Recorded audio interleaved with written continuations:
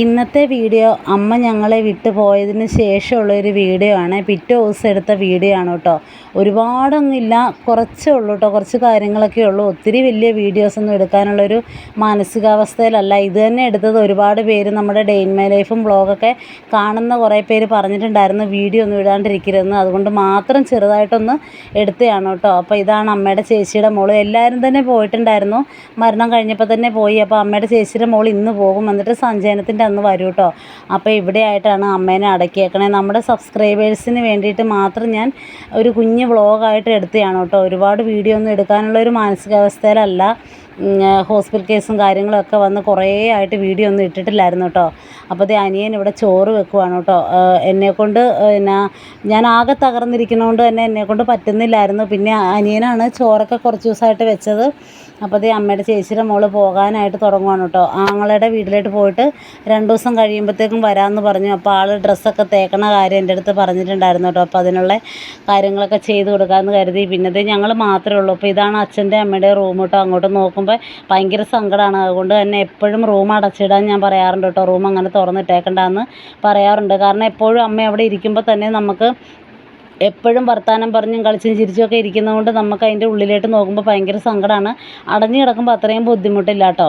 അങ്ങനത്തെ ചേച്ചിക്ക് പോകാനായിട്ട് ഡ്രസ്സൊക്കെ ഒന്ന് തേച്ച് കൊടുക്കാൻ പറഞ്ഞു. അപ്പം എനിക്ക് ഒന്നിനും ഉള്ളൊരു ഇതില്ലാത്തതുകൊണ്ട് ഞാൻ അങ്ങനെ മാറി മറിഞ്ഞൊക്കെ അവിടെ ഇരുന്നുമൊക്കെ ചേച്ചി പറയുന്ന ഒരേ കാര്യങ്ങൾ കേട്ടൊക്കെ അങ്ങനെ നിൽക്കുവാണ് കേട്ടോ. അപ്പോൾ ചേച്ചി പോയിട്ട് അടുത്ത ദിവസം വരാമെന്നൊക്കെ പറഞ്ഞു. അങ്ങനെ ഞാൻ മൂഡ് ഓഫ് ആയിരിക്കുവാണ്. കാരണം ആരും തന്നെ ഇല്ല, എല്ലാവരും മരിച്ച് അന്ന് അടക്കം കഴിഞ്ഞ് അന്ന് തന്നെ പോയിട്ടുണ്ടായിരുന്നു. പിന്നെ ചേച്ചി മാത്രമാണ് ഇവിടെ നിന്നത്.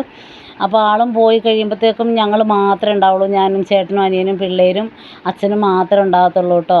അപ്പോൾ അങ്ങനെ ഞങ്ങൾ വെളിയിറങ്ങിയിരിക്കുവാണ്. ചേച്ചി പോകാനായിട്ട് റെഡിയായി, ഫുഡൊക്കെ കഴിക്കുവാണ് കേട്ടോ.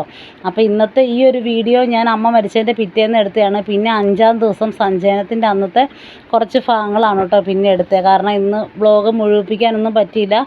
ഫുള്ളായിട്ടൊരു ലോങ് വീഡിയോ ഒന്നും എടുക്കാനായിട്ടും എന്നെക്കൊണ്ട് പറ്റിയില്ല കേട്ടോ. അപ്പോൾ ചേച്ചി ഫുഡെല്ലാം കഴിക്കുന്നത് ഒരു 4 മണിയൊക്കെ സമയത്താണ്. കാരണം ആ ഒരു സമയത്താണ് നമുക്ക് സമയം കിട്ടിയത്. പിന്നെ അടുത്തത് സഞ്ചയനത്തിൻ്റെ അന്നത്തെ ഒരു ചെറിയ കുറച്ച് കാര്യങ്ങളാണ് കേട്ടോ. അപ്പോൾ ശാന്തി വന്ന് കർമ്മങ്ങളൊക്കെ നടക്കുവാണ് കേട്ടോ. അപ്പോൾ ചേട്ടനും അനിയനും മാത്രമേ ഉള്ളൂ. ഞാൻ ആദ്യത്തെ ദിവസം നിന്നായിരുന്നു, അമ്പാടിയിൽ നിന്നായിരുന്നു കേട്ടോ ആദ്യത്തെ ദിവസം. അത് കഴിഞ്ഞ് പിന്നെ ഇവർ രണ്ടുപേരും മതിയെന്ന് പറഞ്ഞു. പിന്നെ എണ്ണ തൊട്ടുകുളിയുടെ അന്ന് ബാക്കി ആളുകൾ നിന്നാൽ മതിയെന്ന് പറഞ്ഞുകൊണ്ട് തൽക്കാലം ചേട്ടനും അനിയനും മാത്രമായിട്ടേ ഉള്ളൂ.